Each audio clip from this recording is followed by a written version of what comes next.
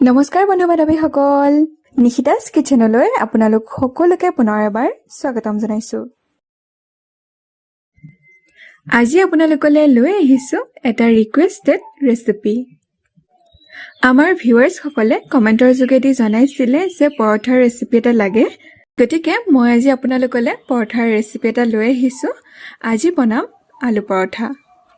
গতিকে দেৰি নকৰি বলক বনাবলৈ আৰম্ভ কৰো আলু পৰঠা।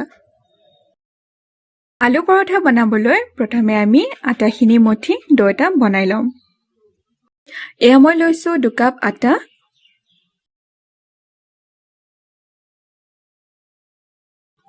লগতে দিছো সৰু চামুচেৰে আধা চামুচ নিমখ আৰু এয়া 2 চামুচ ৰিফাইন তেল। এতিয়া আটাখিনি এবাৰ ভালদৰে সানি লম।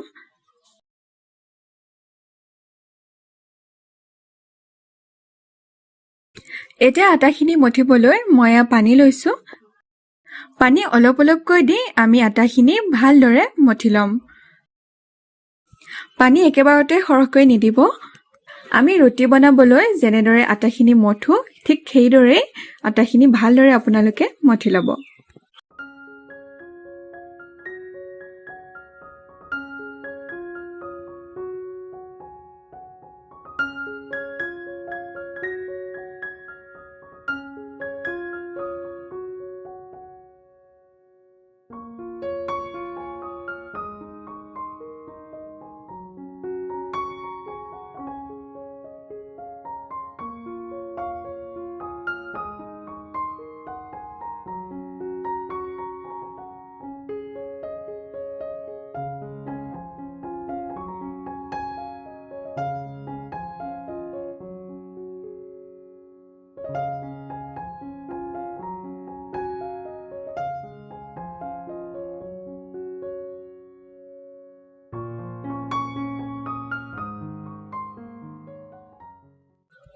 আটাখিনি মঠি হৈ গল। মই এতিয়া ইয়া ডো এটা বনাই লৈছো।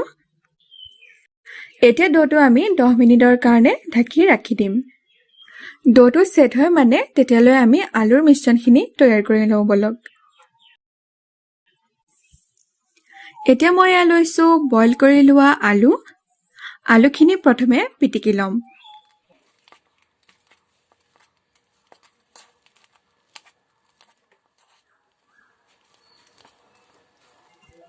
এয়া মই আলুখিনি পিটিকি ললো। তাৰ পাছত এতিয়া দিছো এটা কাটি লোৱা পিয়াজ।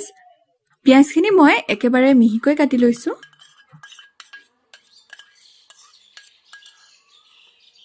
আৰু দিছো এয়া মিহিকৈ কাটি লোৱা 2টা কেঁচা জলকীয়া।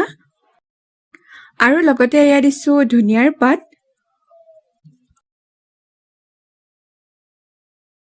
এতিয়া মছলাৰ ভিতৰত মই ইয়াতে দিছো সৰু চামুচেৰে আধা চামুচ জিৰাৰ গুৰি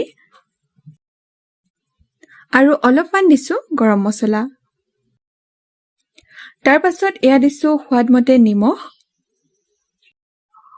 আৰু আটাইখিনি এতিয়া ভালদৰে মিহলাই লম।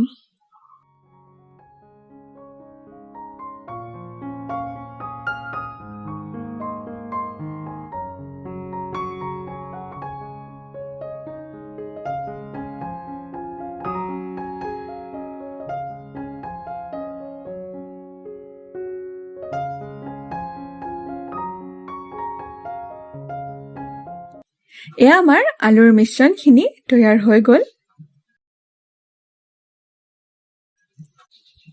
এতিয়া মই ডোটো লৈ লৈছো।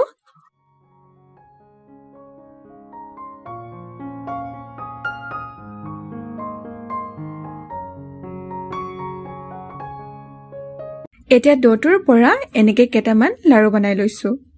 মই এনেকে মিডিয়াম সাইজত ইমানটো জোখত লৈছো। আপোনালোকে যদি পৰঠাখন ডাঙৰকে বনাব বিচাৰে তেতিয়াহলে লাৰুটো ডাঙৰকেও ল'ব পাৰিব। এতিয়া এটা লাৰু লৈ মই এই ধৰণে সৰু বাটি এটাৰ নিচিনা বনাই লৈছো। ইয়াতে আমি আলুৰ ষ্টাফিং ভৰাব লাগিব।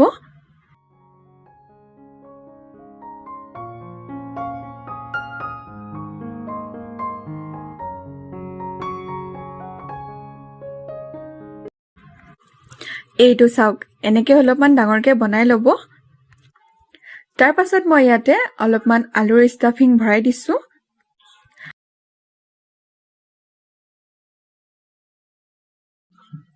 আলুখিনি দিয়াৰ পাছত এইখিনি এনেদৰে অলপমান হেঁচি দিব আৰু ৰুটিখন এনেদৰে ওপৰলে টানি আনিব এইয়া চাওক এতিয়া মোৰ দুটা এনেদৰে লগ লগাই বন্ধ কৰি দিব ভালদৰে বন্ধ কৰি দিব যাতে আলুৰ ষ্টাফিংখিনি পিছত বেলুতে ওলাই নাহে এইটো ৰেডি হৈ গৈছে এতিয়া মই এইটো বেলি লম বেলিবৰ কাৰণে মই আটা অলপমান লৈ লৈছো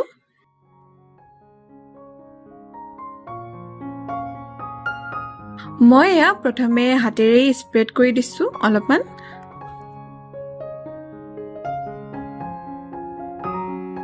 আৰু এতিয়া বেলিবলৈ লৈছো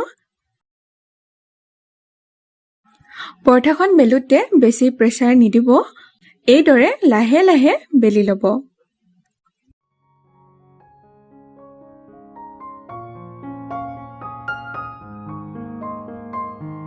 পৰঠাখন বেছি ডাঠ বা বেছি পাতলকৈ নেবেলিব মই কিমানখিনি জোখত বনাইছো এয়া দেখাইছো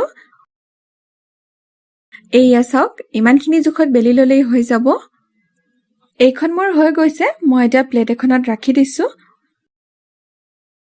যদি আপোনালোকে এইটো পদ্ধতি অসুবিধা পাইছে তেতিয়াহলে মই আৰু এটা পদ্ধতি দেখাইছো লাৰু এটা লৈ প্ৰথমে পুৰিৰ জোখত এইদৰে বেলি ল'ব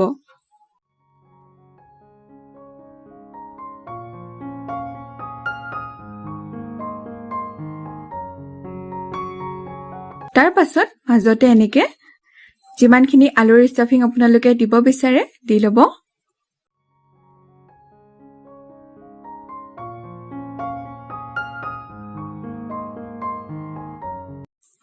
তাৰ পাছত মোৰখিনি এইদৰে ফল্ড কৰি বন্ধ কৰি দিব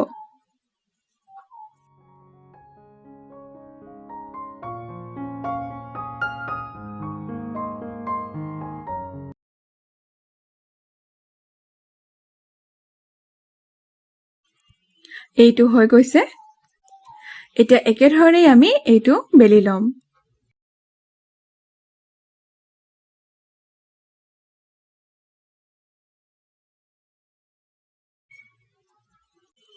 এয়া মোৰ এইটো বেলি হৈ গ'ল পৰঠাখন আগৰখনৰ নিচিনাকৈ এয়া বেলি ললো এতিয়া মই গেছৰ ফ্লেম অন কৰি তাৱা এখন গৰম হ'বলৈ ৰাখি দিছো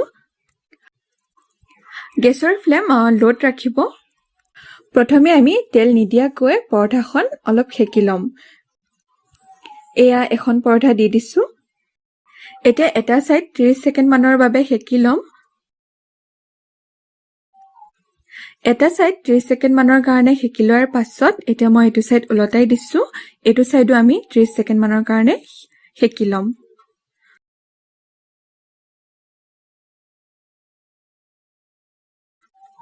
দুইটা সাইড মই সেকি ললো এতিয়া মই ইয়াতে অলপমান ৰিফাইন তেল দি দিছো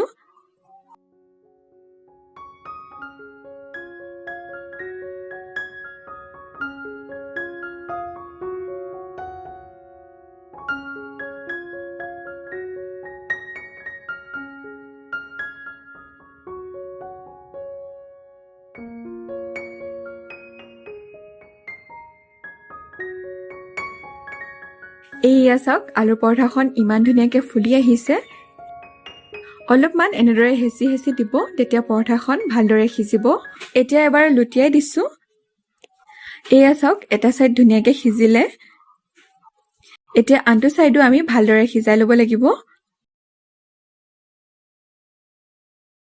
এতিয়া উলটাই দি মই দুইটা সাইড ভালদৰে সিজাই ললো এয়া মোৰ এখন পৰঠা ৰেডি হৈ গ'ল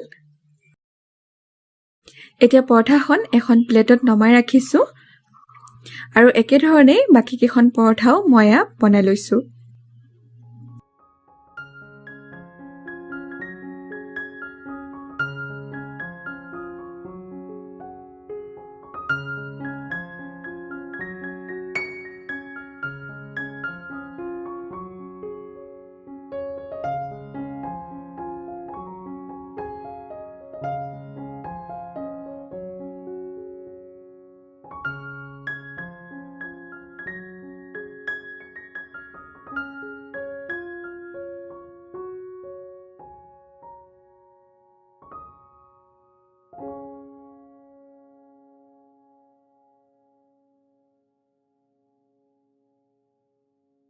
এয়া মই আটাইকেইখন পৰঠা বনাই এয়া নমাই লৈছো।